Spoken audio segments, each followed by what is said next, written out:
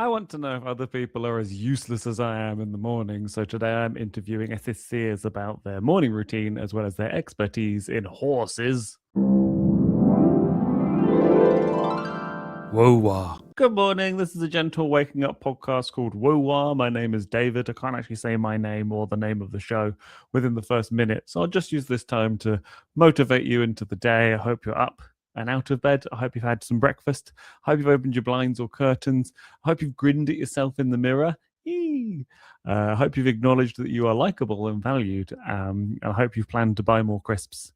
On this show, I ask comedians, creative people about their morning routines because I want to know if they're all as terrible at the morning as I am.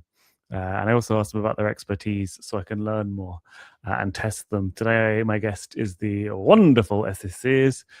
She's a writer, comedian, stand-up comedian, actor, podcaster, Welsh. And they're also an expert in horses. My name is David Hoare, and welcome to Waking Up with a Hoare. Waking up with a Hoare. Waking up with a Hoare. Waking up with a Hoare. Sanjay Arif was my first guest, and he suggested that I remind everybody that this is supposed to be a morning podcast for people to listen to as they wake up, so to not be too disgusting too quickly. But I've said this to guests who have then proceeded to be like immediately saying really rude words or gross, like not even like we wait. But and then there are other people like, well, I don't want to say anything, and I'm like, whatever. Sure, cat's out the bag. That's fine. Esyllt Sears, are you a morning person?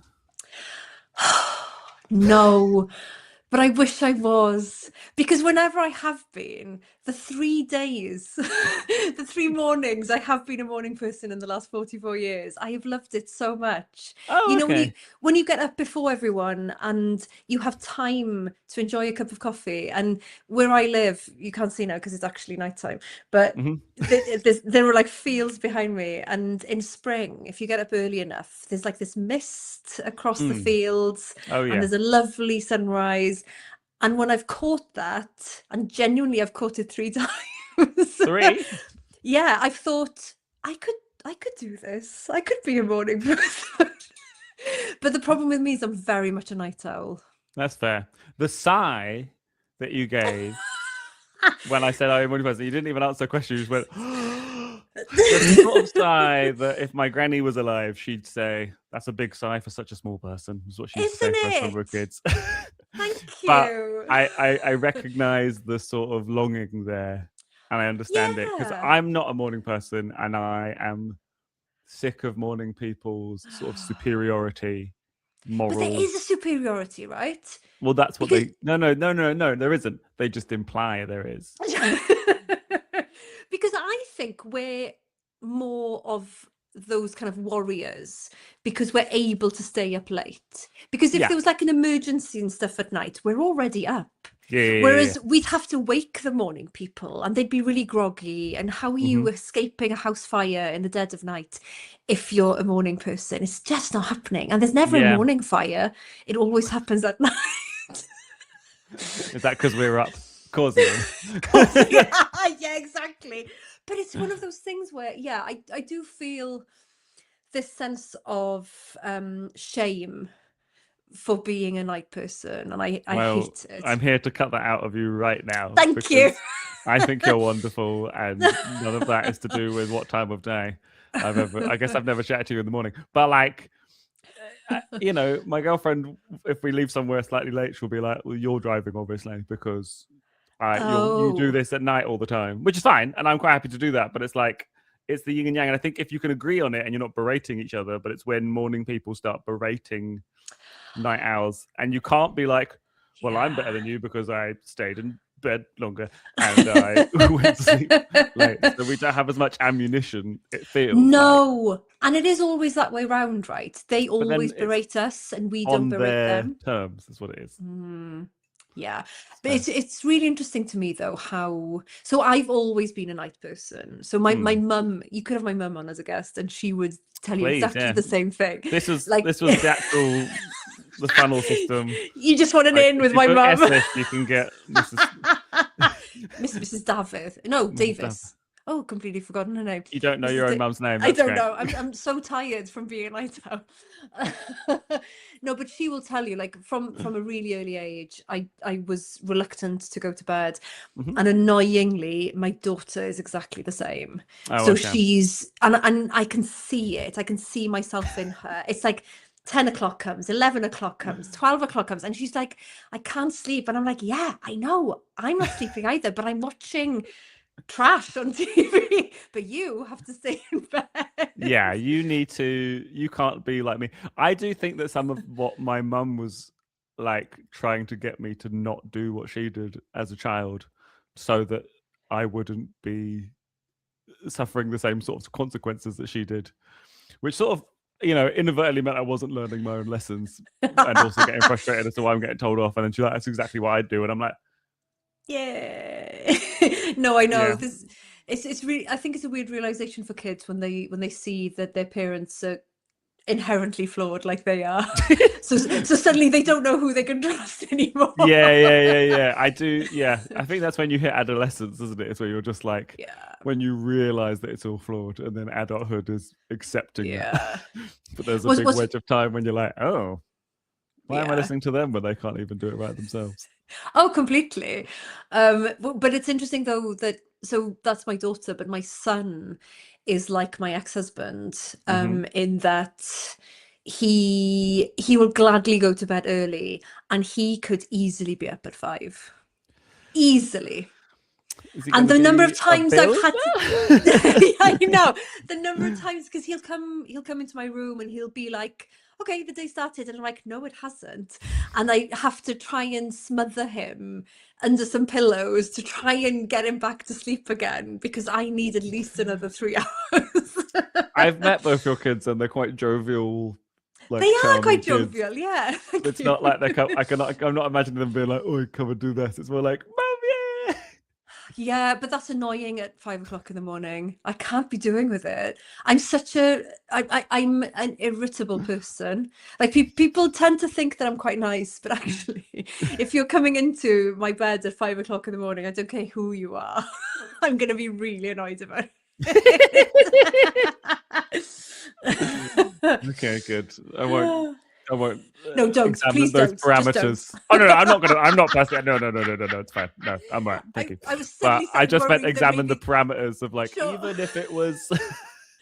Oh no, so because I was starting to worry that maybe this was part of the podcast, that then any claim I make on my sleeping habits, you then have to test it. So then you'll have to come round to my house at 5 o'clock in the morning and jump into my bed in your Batman pajamas. I'm going to guess Batman.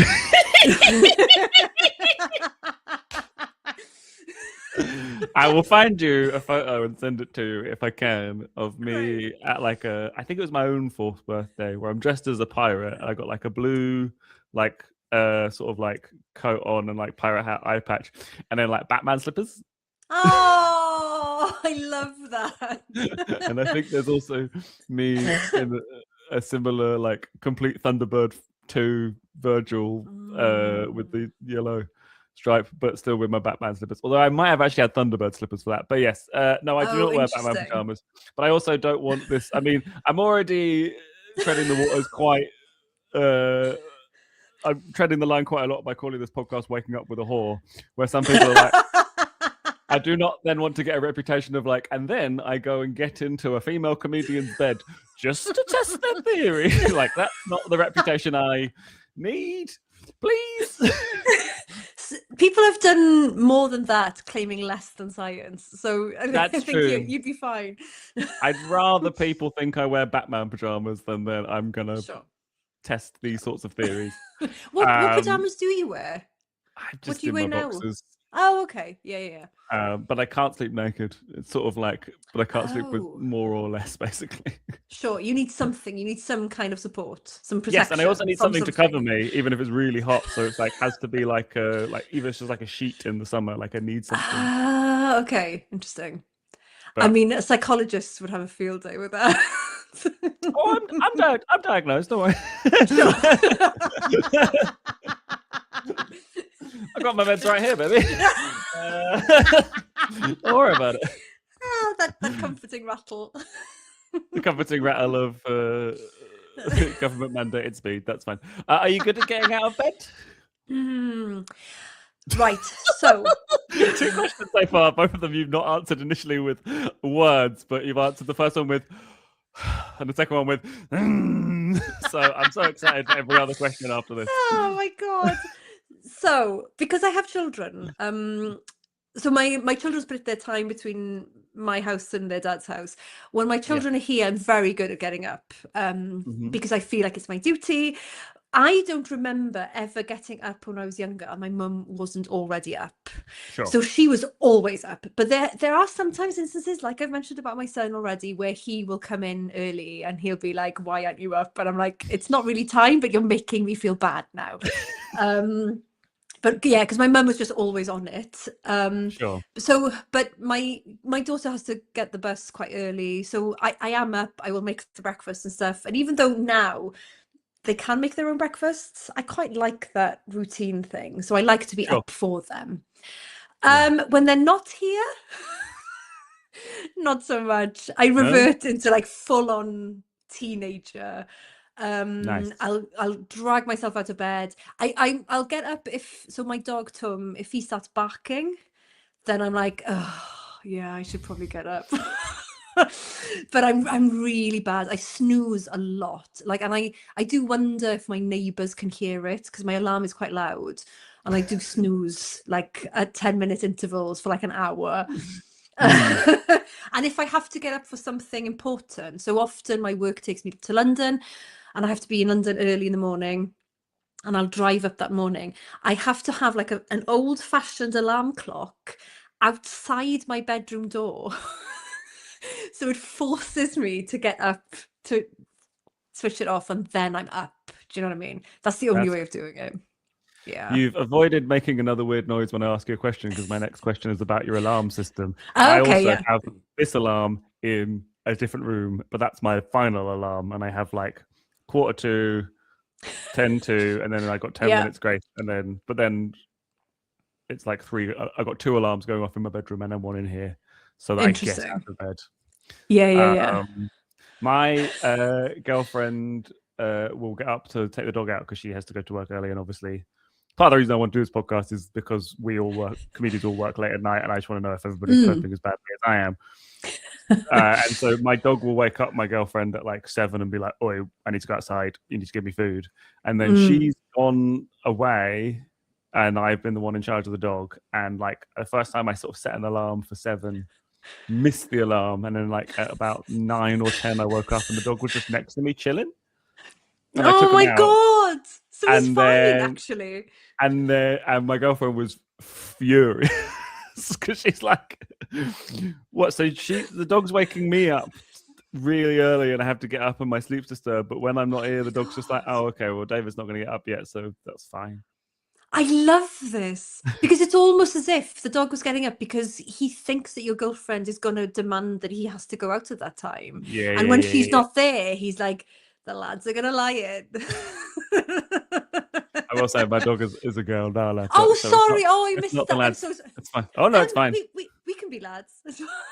That's fine. Yeah, no, it's good.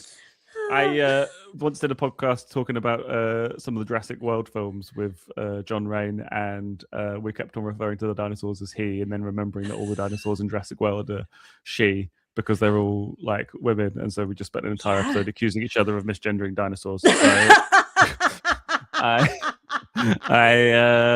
don't worry about misgendering my dog. That's fine. But that's funny because that's such a big part of the plot line. Yeah, in Jurassic World. Yeah. But this is like many sequels later. They're not talking about that anymore. There's so much nonsense going on.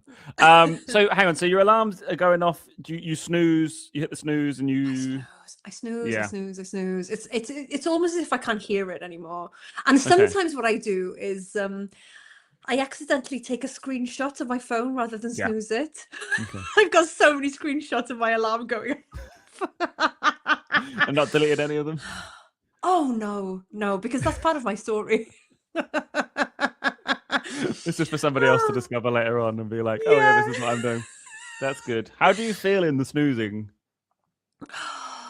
When you're it's almost as if I don't understand what's going on. Yeah. Because I'm not making a concerted decision to not get up, but I'm simultaneously not making a decision to go back to sleep. It's as if I'm on another plane somewhere. Okay. Yeah. I hate the snooze alarm, and it's the main thing I probably complain about on this podcast. And I've worked out that on phones you can turn off the snooze function on your phone. Oh. And as soon as I did that, my life was so much better because I would hit the. I remember the first time hitting the snooze, but this is much better. But then you just go, they just go, and there's no end to it. And then you just do this. And also, I was like, my sleep cycle went that my dreams got really vivid and really like anxiety inducing. Right. I would sometimes have like in like really bad periods, I would have like 20 separate dreams as I like snooze the alarm like over and over and over again, not getting out of bed for like 2 hours, which is obviously not good. But it's like, as you say, I'm just not. You don't know what the fuck you're doing in that moment. No. You don't understand the existence. No. So yeah, and that's where I think I can see how hypnosis might work, because I think that's the sweet spot, right? It's between sleep and being awake, and I think you could get me to sign all kinds of things in that state. Yeah, cool. Yeah. And you're not using that for good. You're just using it for. Oh God, no. Are you the kind of person that? So I think. When I was my phone's dead, obviously, because I was snoozing it for so long this morning, it's just drained the battery. Drained the battery by snoozing. But I was just going to ask you, because on my phone, I have so many alarms. Yeah. So many alarms because I'm a napper. Okay. I nap. I love a nap. Right. More than sleep, more than normal sleep. I would rather have multiple naps throughout the day than sleep. Do you prefer snacks to meals as well? Oh God, yeah. Yeah. Oh no. I asked my niece when she was like 4 or 5 what her favorite food was, and she really paused for a second and went, snacks. And I've never identified with somebody in my family more. And yeah, fair. No, because snacks can be anything. Mm-hmm. And if someone's preparing snacks for you as well, there's always like a surprise, right? Yeah. Always. That's great. And there's not, it doesn't need to be balanced, and it doesn't need to be at a particular time, and you're not too late for snacks or too early for snacks. No, yeah, completely. I've got an app called Sleep, and it has different different things you can use to turn the alarm off. So I've got a maths puzzle. What? Hang on. So what, in order to turn it off, you have to solve a maths puzzle? I told Walter Jack about this on episode 3 that I recorded in May last year, but then didn't release till like later on in the year. And every time I saw him, he was like, what is this about? And then the other day I was with him and I showed him what it actually was. And he's like, right. And it's actually now like double multi-capture thing. So it like gives me a math puzzle. And it's basically like, it'll be two single digit numbers. It's like 9 times 3 plus, and then another single digit number. But there's just enough of them. But and then if I solve that, it then has a bunch of sheep on the screen, and one of them's got Z's coming off it. It's like, which sheep is asleep? And it's just, but like this has worked better than anything else. Where it's like I just need to engage my brain a little bit, because like the sound is just annoying. I've definitely had it where like I'm annoyed at a song or a noise in my dream, and then I wake up and I'm like, oh, that's my alarm going off. Yeah. But if just pressing it is annoying. Having to swipe it, some of the phones have it where you have to swipe, and if you swipe one way, it's turn it off, and if you swipe the other way, it's snooze. So then if you're relying on the snooze, you turned it off by accident. Whereas yeah. I have to engage my brain enough to go like, what is 8 times 7 plus 3? God. And then it just kind of, but because I have been so bad at getting out of bed, this is just the system currently works. I'm kind of waiting for it to not work, but currently it is working better than anything else. And then once I have the alarm, so like 9:45, 10:45, and then 10, and once I hit the alarm out here, I just have to like engage my brain enough to be like getting back into bed won't make me feel better. Yeah. But from there, and it's that's working, but that has taken ages, 36 years of my life to figure that out. Wow. And I guess they didn't have the math. before then. No, I hate snoozing so much. It just filled me with so much anxiety and dread. So it's interesting what you just said then about going back into bed. It doesn't feel great because it's a little bit. So I love a bath, right? Having a bath is one of my favorite things. But snoozing and going back into bed is a little bit like you've been in the bath for a while and it's getting a bit cold and you start to refill the bath with hot water, but you're never going to get the same feeling as you got when you initially got into the bath. The same with this, right? It's the same principle. Just get out.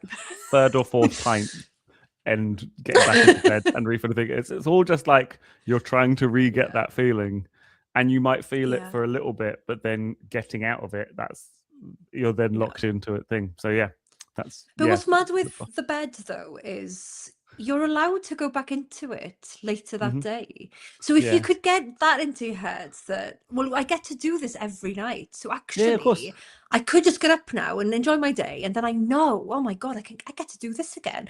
But you're, like you said, you're trying to recreate it in that moment. And it's just shit.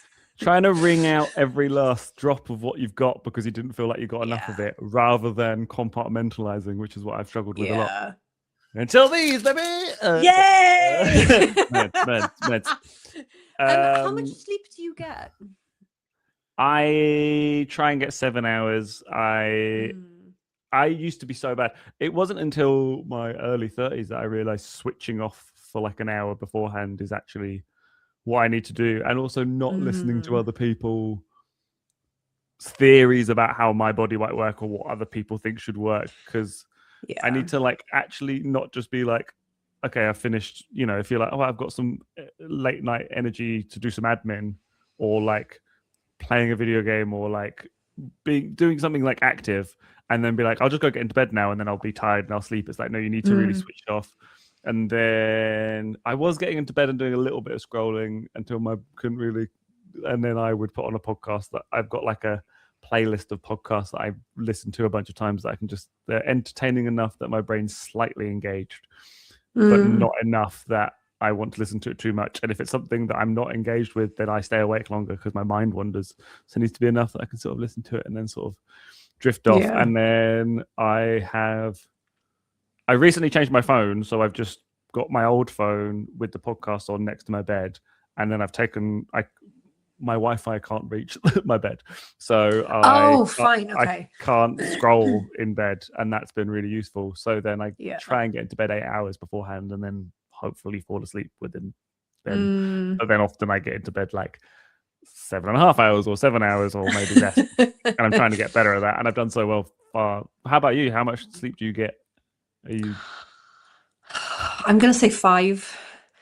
Get like 5 hours. Another very big sigh there. Oh my God! But I like you. I wish I could get 7, but I'm really like switching my lights off or going upstairs until like 1. Sure. And 1 to like morning people. 1 seems mad. 1 feels like I'm out raving all the time, but it's not that. It's just because I'm one of these people. It doesn't matter like how tired I am in the afternoon. So I have a real slump between 3 and 5. And so I've worked with like producers on different things who know me well enough now to not even bother booking anything in that time, because I can't even hide it. I can't hide it, because even if I've had a good lunch and stuff, it's like, I need to sleep now. So 3 and 5 don't ever ask me to do anything. But come like 8 to 9 o'clock, I'm flying. It doesn't matter how much sleep I had the night before. I'm absolutely flying. So then switching off from that has always been quite hard. But now, because I'm in my 40s, I'm very aware that people keep saying, oh, sleep is really important. And before I didn't believe them. But now I'm a bit like, maybe they're right.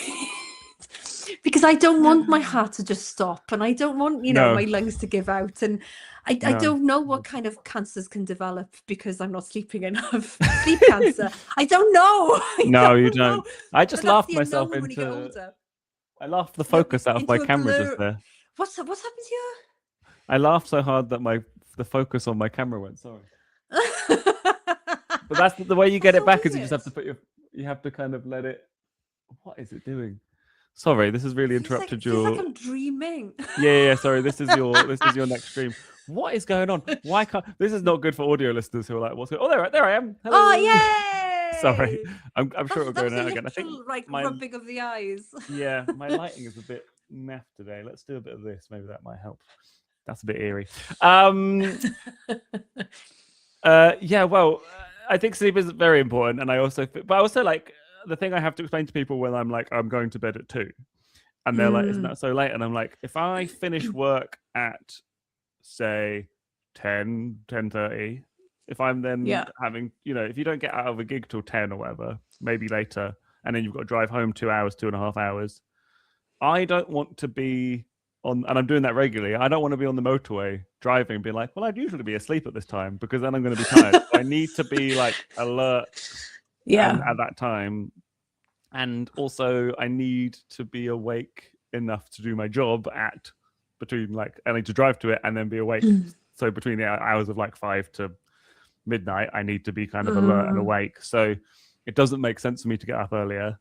And it doesn't make sense for me to go to bed sooner, but it's just like, do I go to bed after like 2:30, 3 later than that? And I've been really bad at that in the past. I'm doing all right now, and I don't like to say these things out loud because then tonight I'll be like, I was doing really well, and then that's all I'll think about. No, but I think gigging is quite mad because you don't only have all those elements you just said, but you've also got the added element of the adrenaline. Yes. And also, whenever I'm gigging, I'm having 2 dinners, so I'll have to eat before going to a gig, and then but I've been out for like 7 hours. At 1 o'clock in the morning, I'll need to eat something else. I really want to move into 2 dinners. I really want to, because I've been doing 1 dinner after I perform or just before I perform, which is ideally not as good. But sometimes I don't have enough energy in the tank for the gig. And then, 2 smaller dinners either side. So last night I was booked to do a gig. I ate dinner at like 6:30. And then I got a message being like, you're on last and you don't need to arrive till 9. And I was like, oh, okay. And then, because it was just like the other side of Bristol. And then I came back and my girlfriend was like, why is the oven on? And I was like, I'm ravenous. I've used up a bunch of energy. Well, yeah, because you've spent a whole working day out. Yeah, for sure. People don't understand. We're like shift workers, but we don't get the acknowledgement that nurses get. Yeah, and what? Well, that's not on. Do you eat breakfast? Yeah, I do, but I tend not to eat it until about midday. I'm never hungry when I wake up, ever. Okay. Yeah, but my favorite meal is like a brunch type thing, because a brunch can be anything. Because a brunch can be savory or it can be dessert, and no one will judge you for it. That's fair. It can even include alcohol if you're that way inclined. But it's no, because I get up, I make breakfast for my kids. And then they go to school. I'll start working on something, and then about 11 o'clock, I can feel the hunger coming. So I try and listen to my body with that, rather than be like, get up, have breakfast. Then because I think if I had breakfast when I woke up, I think I'd need another breakfast. 2 dinners, 2 breakfasts. I'm doubling up on everything. Are you a hobbit? It's very likely. Fair enough. What are you having for your breakfast brunch thing? Is it the same thing, or is it? Well, you said you like it because it can be anything. It can be anything. I mean, over Christmas, I will eat chocolate with abandon for breakfast. But I usually like quite savoury things. I love a shakshuka. If I have time to make something, and anything with eggs in. I love anything with eggs. Nice. Yeah, but then interestingly, so when I was pregnant with my kids, like I would have cravings at breakfast time for protein, and I would eat a lot of chicken for breakfast. Why not? That's amazing. That sounds like the sort of thing that like the sort of like gym bros would do, like a YouTube thing. It's like, how'd you get more protein? Lads, you've got to get pregnant. Yes, the only way. The only way to get more protein in is get pregnant. Oh my god, yeah. No, so I enjoy breakfast though. I wish as a country we were more respectful of breakfast. Like we took more time with it, because I think breakfast here is such a rushed thing. Whereas whenever I'm abroad, it feels like such a, no, this is important. We're going to have the good coffee, and we're going to have pastries and stuff, and like we're going to chat. And I would love that to happen more. I think the way we do breakfast, which is what also I like about being a comedian, although I will say I have lollygagged too much because it's a bit like staying in bed too long. It's like I can just stay at my desk doing random things. It's like but I will say that if you're just getting up and rushing through the morning, it's like you're waking up feeling like you're already behind and you're already at deficit, whereas actually taking time in the morning to do things, which is definitely a very big privilege and a luxury of being comedians. You can wake up and kind of be like, this is how I'm going to choose to do it. So I would agree. Yeah, definitely. So, but your morning routine, so you're waking up, looking after your kids, and then you're going to do some work before you have breakfast. Is there any other part of your morning routine that you have outside of that you do regularly? Yeah, so if I don't have my kids, and I manage to get up at a decent time, I will exercise. So I exercise every day, and I like to have it done in the morning, because if I haven't done it, then it's on my mind all day. But that usually can only happen if my kids aren't here. So I will do that early, and then but yeah, if they're here, that tends to have to wait until either lunchtime or evening. But it's I don't think there's anything else. Like, I think the only other thing that's like a staple is the radio. So I'm an avid radio listener. I love the radio. And so in the morning there's a real routine with the radio. So the first thing I listen to is BBC Radio Cymru. So I get like the really localized Welsh news, Welsh medium news. It's stuff to do with people I know. You know, it's is it in Welsh? It is in Welsh, yeah. Nice. So that's the thing I listen to first, and then I'll listen to Radio 4 to get like sensible news, and then I put Radio 1 on because I do love Greg James in the morning. I think he's great. Nice. Yeah, and I like to know what the young people are listening to. Yeah. What exercise are you doing? Are you doing it at home, or are you doing it? Yeah, at home. Because I think it'd be harder to do it if I had to go somewhere. I mean, this time of year is really hard anyway because it's dark, and I keep saying to people I'm finding it hard to exercise at the moment because I hate having to undress to dress for exercising because it's so cold. Yeah. So going out to do something would be hard, and also money wise, I think I just can't justify it at the moment. Anyway, I do weights, I do some boxing stuff, I do some HIIT exercises. So it's a bit of a mix. And I just tend to do it in my living room. So that's good. Yeah. I do now go to the gym, and that was because I was trying to run, and I find running impossibly boring. Oh my God, it's the worst. So dull. And therefore I don't want to do it. And therefore I go to the gym now. I probably told a lot of people this, but I've actually just pinched my meniscus, which is, I didn't even know what that meant, but it's just what the heck? I don't know if that could be because it could be an insult or something incredibly rude. You absolute meniscus. Pinched my meniscus. I've just pinched my meniscus. Well, exactly. This is it. It's like my osteopath was like, I was just like, my knee's being weird. And then she just sort of like prodded around my leg, and it did really, when they're like prodding your leg and it feels both like solid and gangly at the same time, and like it's like a little bit of cartilage underneath my knee has kind of got a little bit pinched, so I haven't been able to run. But before that I was basically going to the gym and running with X-Files on my tablet. I'd never seen the X-Files, and I'm only allowed to watch X-Files at the gym, and it's just to convince myself to be there. And after I'd done this for a little bit, I pressed play on one whilst running, and the X-Files theme tune came on, and I was just like riddled with endorphance. Oh my God, this is great. But amazing. Obviously, if you can do exercise at home, I think that is really good. But I now, because I've been able to do that, I do use stuff at the gym. But yeah, trying to do stuff here, as you say, it's just said doing anything this time of year, because we're recording that just early January now. It's like it's so easy to be like, but it's cold and it's January, so no.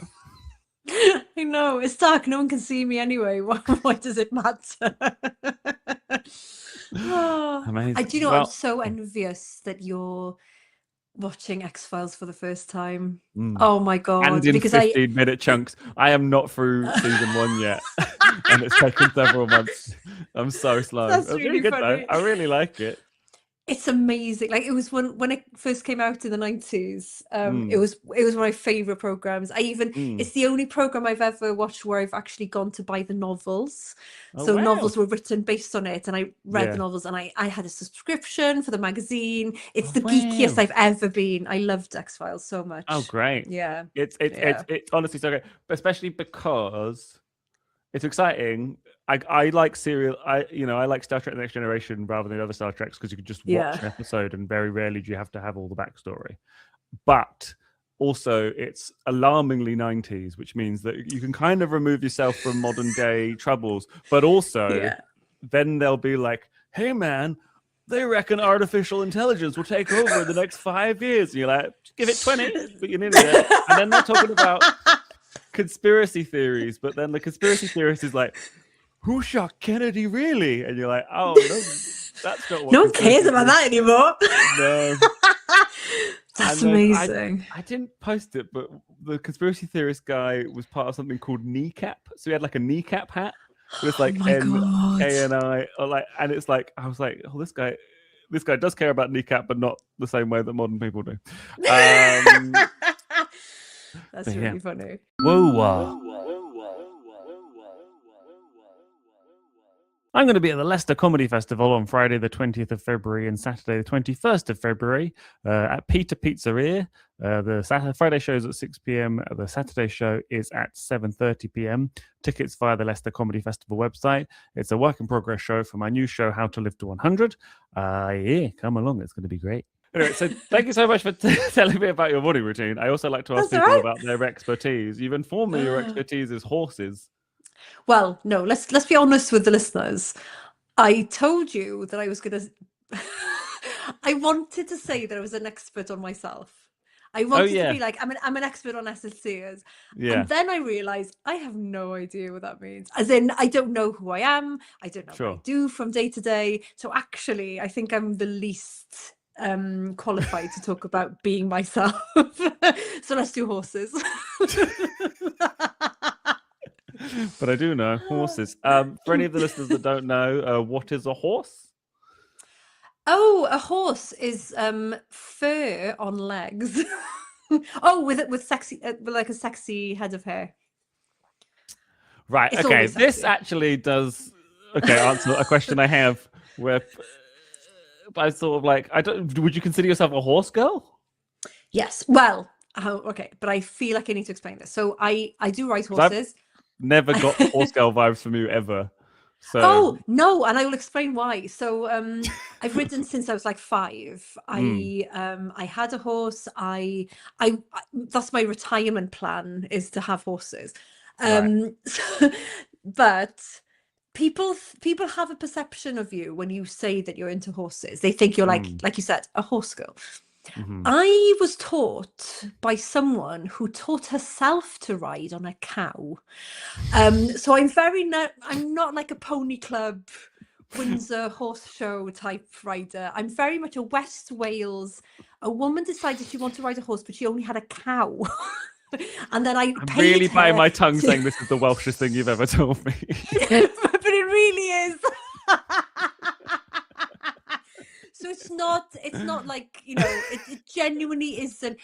Whatever you think horse riding is, that's not what I do. I love jumping over stuff, and I love going fast. Yes, and I guess it's like accessibility to horses and all that sort of stuff. But yeah, exactly. Yeah, I mean, horses are 2 a penny around here. Yeah, well, it's like thinking that every single rapper is also like a murdering gangster. It's just that's not how it is, and not every horse girl has like a gap and daddy pays for everything sort of thing. No, definitely not. But if I hadn't gone, so before I did comedy, I worked in PR, and now I do comedy. If I hadn't done either of those things, my plan initially was to go into working with horses. Like I've got certain qualifications to work with horses, and I've done exams and stuff, and so I was seriously considering it as a career. Is that like a DBS check for horses?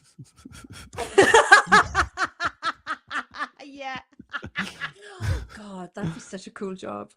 But yeah, but there was a what qualifications do you have for horses?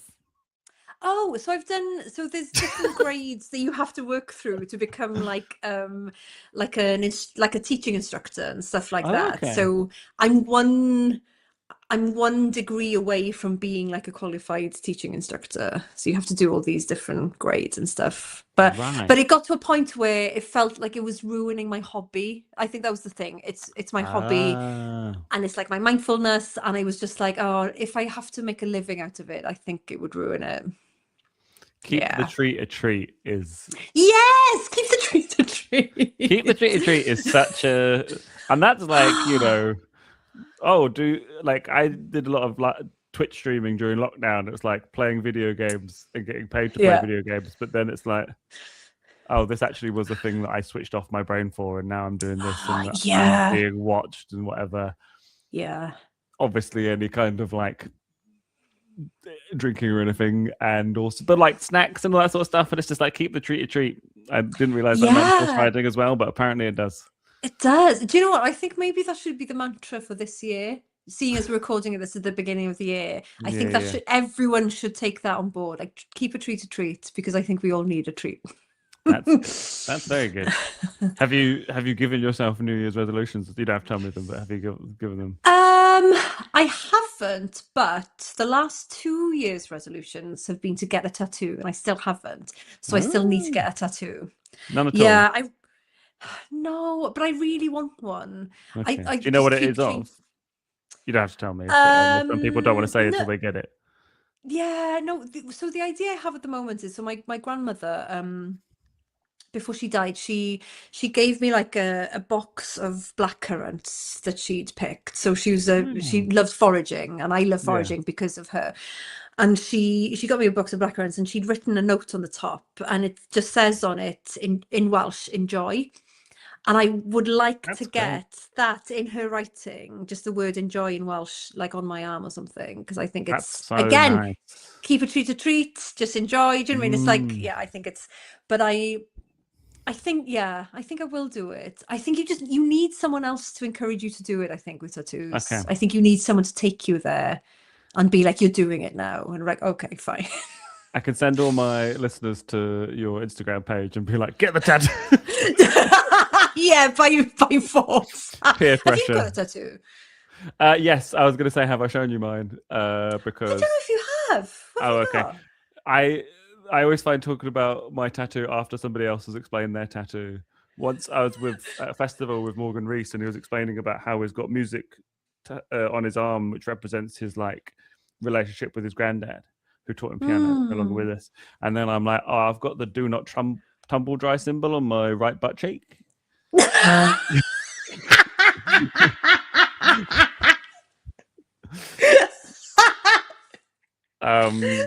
perfect. Yeah. And then people are like, why? And I'm like, well, I don't want to be tumble dried. No, of course not. Who does? Who does? That's really, and also I find it's quite a satisfying symbol as well. Oh yeah, it's very asymmetrical, and it's quite clean, and why your right butt cheek? I don't even know. I just basically my my flatmate was friends with a tattoo artist who's really, really, really good at tattooing. And my other flatmate, he was visiting us just to hang out, and then he was like, "Oh, I can bring my stuff if your flatmate wants a tattoo," which he did. The other flat, so 3 of us, and then they were like, the other 2 just sat me down. They were like, "If you ever want a tattoo, this will be the cheapest it'll ever be, because he's not going to charge you for time. He's just going to charge you for the ink." Wow. And then we just got drunk and just came up with stupid ideas. I'd always said it'd be funny to get a tattoo saying all the things she said, which is the tattoo lyric, which was about my level of humor. And then we were just joking, just coming up with all sorts of stupid ones. And I said, like, "Do not tumble dry" symbol on my butt, like you would have a label. And we all laughed, and then they went, "We'd never do it." And I went, "Well, how much?" And the chick said, and he went, "tenner." And I was like, "Yeah, great." No. So, yeah. You kind of have to do it then. Do you know what I mean? A tenner, you have to do it. At uni when chat roulette was big, so my flatmate who was friends with him just sat on chat roulette when my ass was out, and he's just like, amazing. And I don't condone just doing stuff just so that you can say you've done it, but I do, and I forget I have it for months. This is probably the first time I thought about my tattoo in about 2 months. Yeah, and I will just forget, and then it makes me giggle again, and which is great. And yeah, but that's brilliant. But I do. Some people have them to polite meaning, and I really like that, and I really respect that, and I think it's great, and I think your one sounds really lovely, and it's a really good thing to have, and it'll be a nice reminder. But then when people are like, "What have you got?" and I'm like,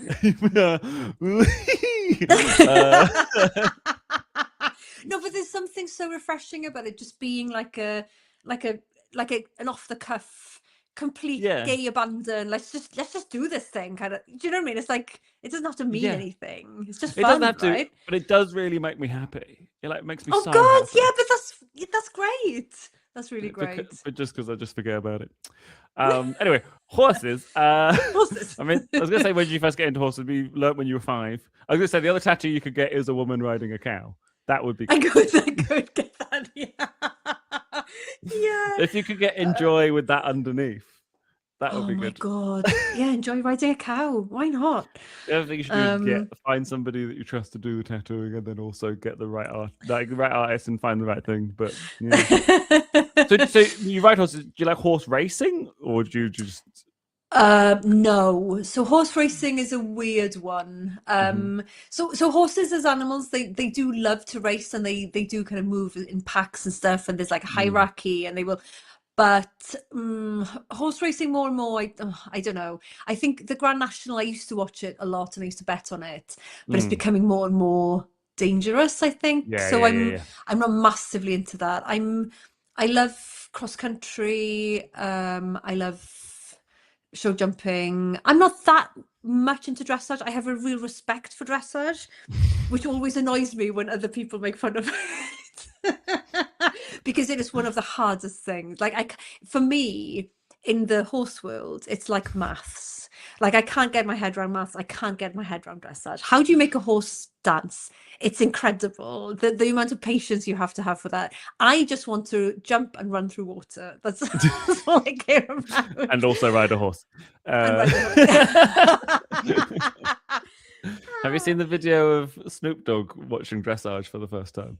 Oh my God, yes. And he's all in the gear. He's got the jodhpurs on and the boots and stuff. Incredible. Was he there with Martha Stewart? Or have I made that up? Oh, he went to the Olympics. In the previous Olympics, he was watching. He did a show where it was like him and Kevin Hart watching Olympic clips, and they were basically like showing the dressage, and he was like saying that the horse was crip walking, basically, because it was just like, and then so funny.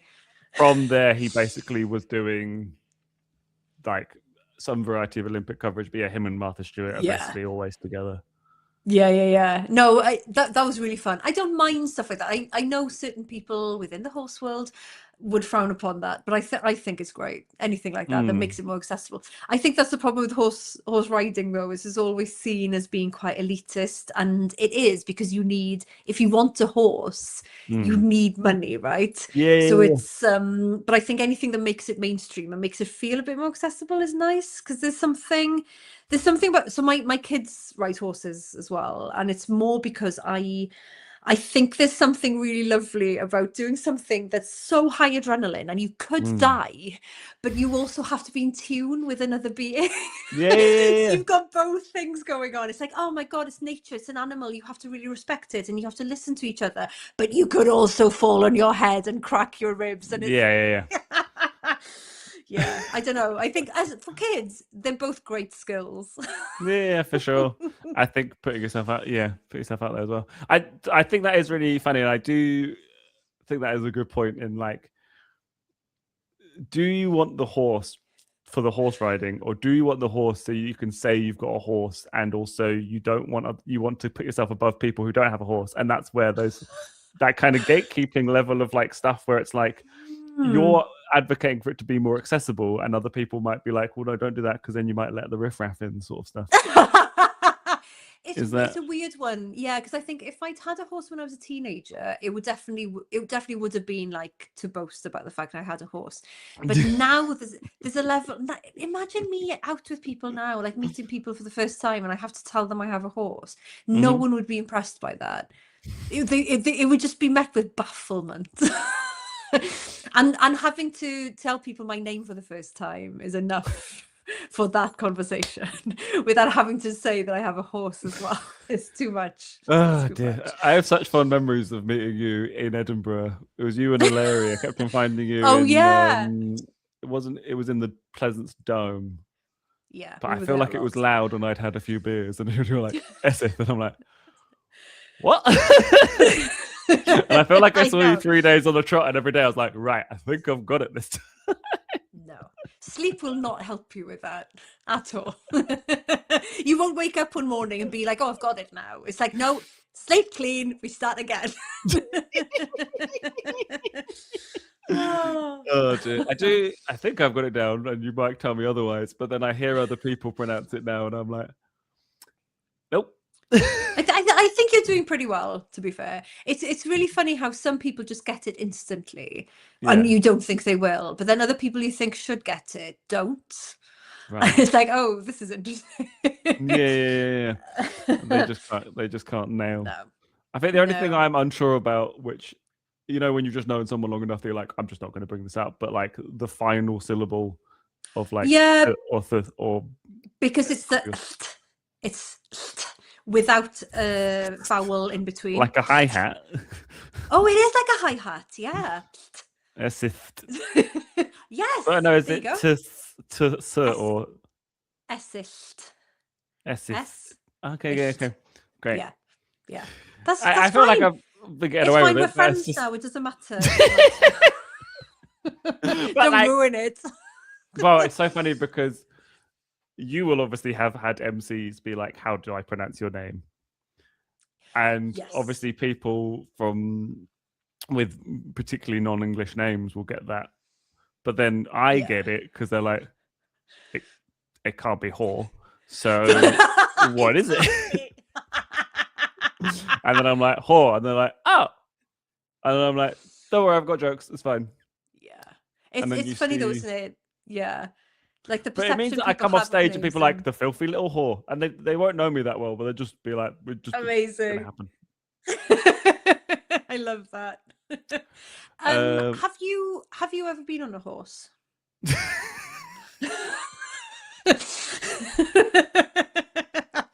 Sorry, I'm so sorry. Oh, I've laughed myself out of focus again. Sorry, that very much particularly reminds me of the day-to-day when Alan Partridge is interviewing the jockey, and then she just starts undressing in front of him, and he goes, "How do you ride a horse?" And I say that when I think that in my head when I either myself or I see somebody fumbling for their words because they're too nervous. That my go-to. If I saw somebody fumbling their words, I would in my head think, "Oh, they're doing.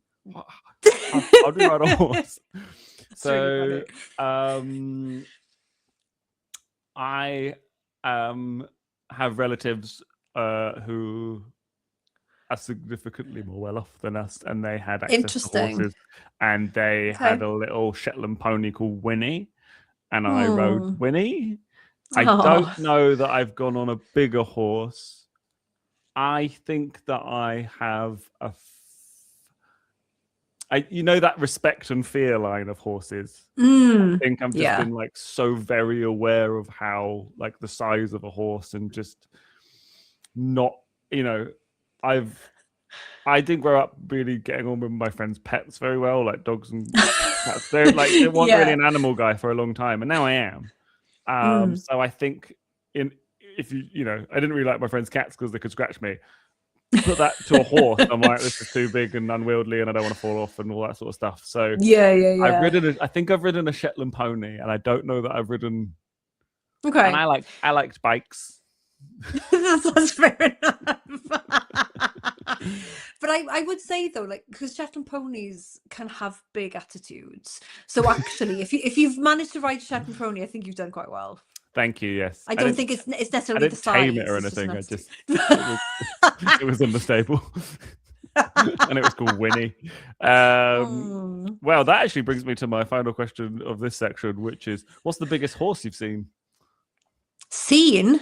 Yeah. Oh, I don't. Oh no, I do know. I do know. A friend of mine from school, she married someone who breeds Shire horses. Okay, yeah. Hey, there are plenty of marriageable horses. Okay. Out there. But he breeds Shire horses, and I went to their house once, and I know horses. I'm really confident around them, but this was just something else. Like I can't even, like you imagine your house, it's up to the ceiling, and so you're just like, oh, if this stands on my foot, I can't push it off. Like I'm just gonna have to lie down. Great. Well, not great. Awful. It was incredible, and I think it's more the size of the head as well. Yeah. Like you can't even imagine. Like this is the size of the head is half my body. Like how is that even? Why? Why do you need a head that big? Have you ever been really close to a giraffe? Oh yes, I have actually. Yeah, in a zoo when they do the feeding and stuff. Yeah. I think they do the Wild Place project in Bristol, but during lockdown, when we could go out a bit but not loads, we could go to Cotswold Wildlife Park. And so I've been there a few times, and the last time we went, I think even lockdown they didn't have the giraffe bit open, but the last time I went, the giraffes come right up to you, and it's like their heads are massive. Yeah, and I feel like there's kind of the sort of thing with the Shetland pony, is also with the Shire horses. It's just like it's just the magnitude of it. Yeah, were they riding the Shire horses? No, so they just had a foal, and like the foal was like a full-sized horse. Do you know what I mean? It's like I can't even. It's just mad. Like because for some reason I get it with things like elephants. I get why they're big, but like a horse, like it doesn't need to be any bigger than what I could climb up on. Do you know what I mean? Like anything more than that is just stupid. Sure, that's a very. I don't want to call you self-centered, but like that's a very selfish reason of looking at horses. It is, isn't it? Horses need to be the size. Yeah, it needs to be the size that I could climb up on. I can climb up on big horses, but not a Shire horse. I'm going to have to just let the dog out, if that's all right. That's fine. That's good. He's got a normal-sized dog's head. Chops Comedy every Tuesday in Bristol. We have an amazing secret headliner and the best local acts. Every Tuesday at Bar 57 in Bedminster. Previous acts include Mike Wozniak, Fern Brady, Nish Kumar, Harriet Kemsley, Rosie Jones, Jade Adams, Sally Ray B, Ed Gamble, Spencer Jones, Chloe Radcliffe, Tom Rosenthal, Scott Bennett, Finn Taylor and Helen Bauer. The first 20 tickets are only £4 and the rest are only £7. It's an absolute bargain. Tickets via Head First. Come to Chops Comedy every Tuesday at Bar 57 in Bedminster. And he's out. Good. Great. Well, not only do I like to ask people about their expertise, I also like to quiz people on their expertise. So I'm now going to quiz you on horses. Okay. Right. So question number one, what is the how fast was the fastest, I can't even say the sentence. How fast was the fastest recorded horse? Oh my God.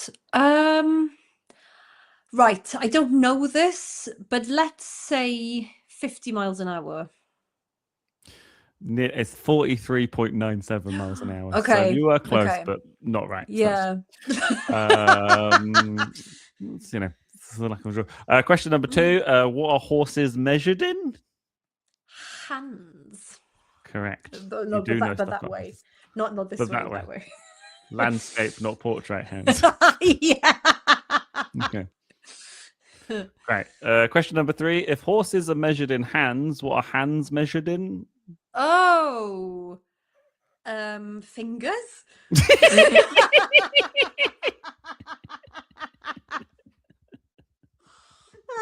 I don't know why. There's something disgusting about fingers and hands, and I don't know what it is. Oh, okay. But I have that with kneecaps, which is why when I pinched my meniscus, I was kneecaps and eyeballs. I despise them, need them, and like I respect them, like you respect a horse. But like, and but yeah, I get what I can kind of see where you're coming from. Sorry, please explain yourself with hands. I don't know. I think it's these bits. Those. Mm-hmm. Why are they weird? I don't. What, the fingerprints. The fingerprints. Just these bits. audio listener doesn't have any clue. And you could have just said fingerprints, top of fingers, but you're like, these bits. It's the top bit of your fingers. Why are Yeah. they a bit freaky and also a bit, I don't know, a bit like sex pesty? Well, they're unique. Do you know what I mean? I think the first part is they're unique, and the second part is they're sex pesty. That's more down to the sex pest than the fingers, I would say. Sure, they've given You're blaming the tool, not Sure. the... Yeah, But- I'm sorry. No, it's fine, because that's where the fear comes from. So I understand. Do you know what I mean? Yeah. Like, Yeah. if you're scared of, I don't know. Anyway, let's not come up with those images. If horses are measured in hands, what are hands measured in? You said fingers. I've got distance or girth. So sorry. Girth.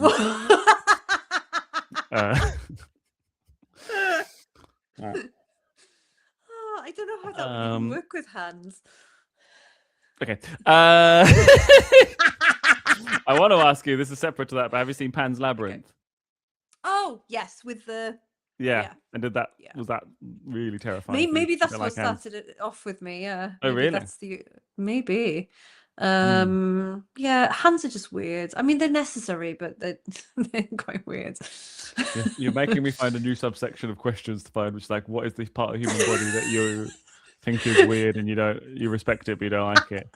Because Yeah, mine like- has eyeballs and kneecaps, and elbows yeah. to a certain extent.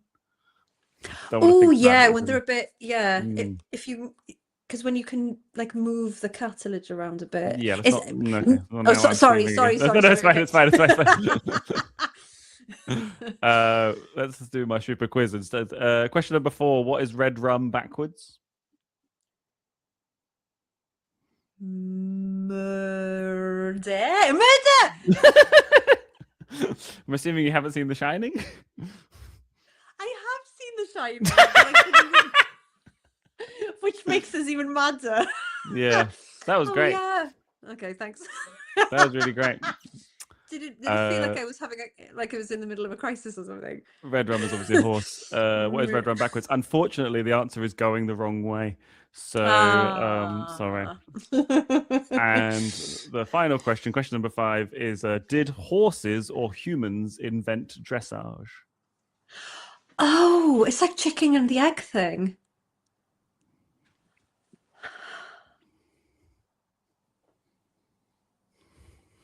That's fascinating. Because did a person see a horse like pick its legs up like that to the beat of, I don't know, I can't think of a song now. Yes. Yes. Ding, ding, ding. I think we can make money out of this. Is Or was there it the other way etiquette for around? what kind of music? Like in the same way that, I guess this isn't a great analogy for me to say this to a woman, but like there's stripper songs, and then there's like Either a male stripper or like burlesque songs. But like, is there like dressage needs to be a particular type of music, or are people doing it from all sorts? Or would it be frowned upon to do it to Despacito because it needs to be like Johann Sebastian Bach? Well, yeah, because I think it used to be like just classical music, but I think I liken it very much to ice skating. So ice skating used That would to be better to very say kind of than strippers, but classic. that's where I end up. I'm so sorry. But they used to always be like just classic pieces of music, whereas now they try and experiment with it and make it a bit cooler and stuff. And it's the same with dressage. You'll get some clips where they've used like, again, I can't think of any off the top of my head, but they'll use R&B songs or hip hop songs and stuff because They made a it does horse do lend Gangnam itself. Style. Oh, I don't think. Oh my God! Right, Google it. I reckon if you put it into YouTube, someone will have attempted it. I'm not saying at Olympic level, but someone will have. Oh, dear. Sorry, right? Yeah, did horses or humans invent dressage? I'm gonna say that the horses came up with it, and then the people thought, let's exploit this. Oh, okay. It was actually neither. It was invented by pheasants to give posh people something to do other than shoot them. So you got Pheasants. 1 out of 5 there. So Oh no! you're not as much of a horse expert as I previously thought, but that's fine. I'll allow it. Thank you. Esyllt I'm going to do that now. no. I'm becoming an awful person. Putting a full drum solo at the end of your... I was going to say the experiment with odd time signatures with dressage music, but I feel like we've gone off on too many tangents. Where can we find you online? Oh my God, I waste my time on Instagram. Come join me on Instagram. Great. Okay. What's your handle? Oh, that's a very good question. I think it's... No, there's a reason behind this, because when I set it up, I didn't want to put my maiden name because I remember thinking, what if I get married? And then I got married, but now I'm divorced. So it's all been for nothing. But but it's Esyllt, so ESYLLT. I think it's Mair, MAIR, which is my middle name. Okay. But it's both those names with a dot or without a dot. Okay. I mean, type Esyllt in and you'll find me. There's like 5 of us. Oh, really? It's not hard to find. Yeah. Would you rather form a girl band with them or fight them to the death? Oh, fight them to the death. On horses. Do you have anything to plug? Oh, good God, no. No, I probably should. Considering I used to work in PR, I'm really bad at actually PRing myself. So let's try it. Okay. I have a podcast with the amazing comedy writer Gareth Gwynn, which is called I'm So Not Over It. It's about like recent and modern history, and it's just really silly. Kiri Pritchard McLean and I have a podcast called Pod of Wales, where we travel around Wales, and the 3rd series of that is coming out at the end of January. And there's other bits and bobs coming up, but again, if you follow me on Instagram, you'll find out about it. Marvelous. My final question to all my guests is, can you give me the title to a song, and I will write a song and edit it in later? Let me right. Horses? Question mark.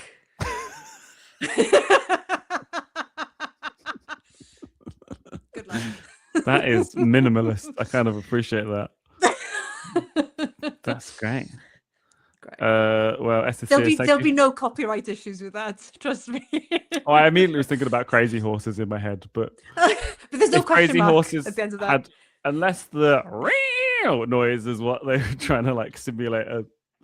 That sounds more like an interrobang than a question mark. Anyway, Esyllt Sears, thank you so much for waking up with a whore. This me. Thank you. Goodbye. Thank you.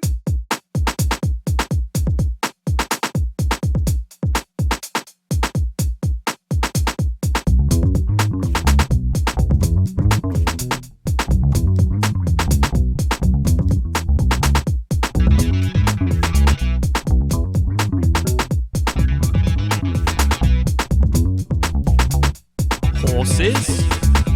No. Horses? No. Horses? No. Horses know how to perform CPR.